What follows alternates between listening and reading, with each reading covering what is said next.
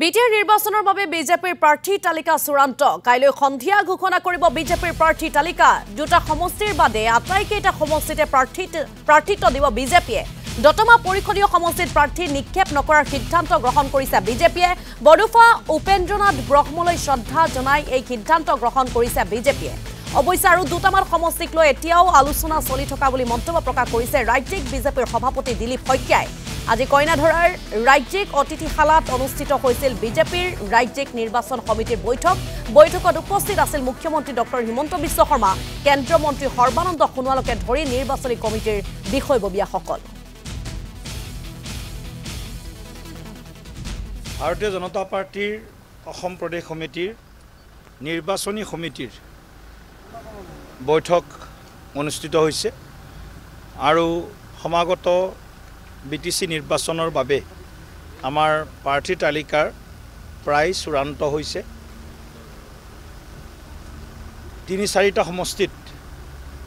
আমাৰ আৰু অকমান কাম বাকি আছে সেই হেতুকে কাইলৈ সন্ধিয়া আমি একেলগে আমি খেলিব পৰা খেলিব খোজা আটাইবোৰ সমষ্টিৰ বাবে আমি প্ৰাৰ্থী তালিকা কাইলৈ সন্ধিয়া অৰ্থাৎ ৩১ তাৰিখ কাইলৈ সন্ধিয়া আমি ঘোষণা কৰিম সকলো সমষ্টিৰ কথাটো আজি পুংখানুপুংখভাৱে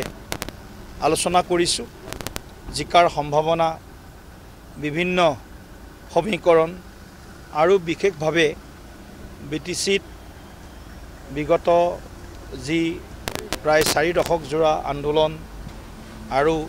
বিটিসি নিৰ্মাণৰ যি পৃষ্ঠভূমি এই গোটেইবিলাক দিশ সন্মুখত ৰাখি আমি এক সিদ্ধান্তত উপনীত হৈছোঁ যে আমি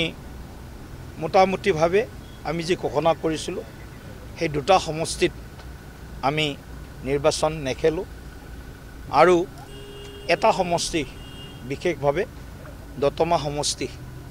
যেহেতু আমি সকলোৱে জানো যে দতমা সমষ্টি বড়োফা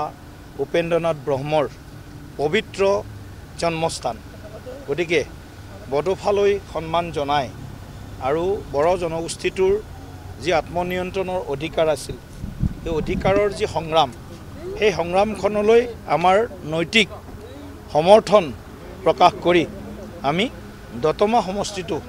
প্ৰাৰ্থী প্ৰক্ষেপ নকৰাৰ এটা আলোচনা কৰিছোঁ কাইলৈ সন্ধিয়া নিশ্চিতভাৱে আপোনালোকক আমি আটাইকেইটা সমষ্টিৰ প্ৰাৰ্থী তালিকা সহ আমাৰ যি কেণ্ডিডেট সেই কেণ্ডিডেট আমি তালিকা আপোনালোকৰ হাতত আমি উঠাই দিম আৰু কেইটামান সমষ্টি আছে গতিকে কেইটামান সমষ্টিত আমি আজি আলোচনা আধৰুৱা ৰাখিছোঁ গতিকে সেইকেইটা সমষ্টিৰো সিদ্ধান্ত কালি আমি ল'ম দুপৰীয়াৰ ভাগত আমাৰ নিৰ্বাচন সমিতিয়ে মাননীয় মুখ্যমন্ত্ৰী ডাঙৰীয়া আৰু ৰাজ্যিক সভাপতি হিচাপে আমাৰ হাতত নিৰ্বাচন সমিতিয়ে সম্পূৰ্ণ কৰ্তৃত্ব প্ৰদান কৰিছে যে আমাৰ আজি আলোচনাৰ যি মূল বিষয়বিলাক আছে তাৰ আধাৰত মুখ্যমন্ত্ৰী ডাঙৰীয়া আৰু আমি একেলগে বহি আমি চূড়ান্ত যি আমাৰ তালিকা সেই তালিকাত আমি অনুমোদন জনাম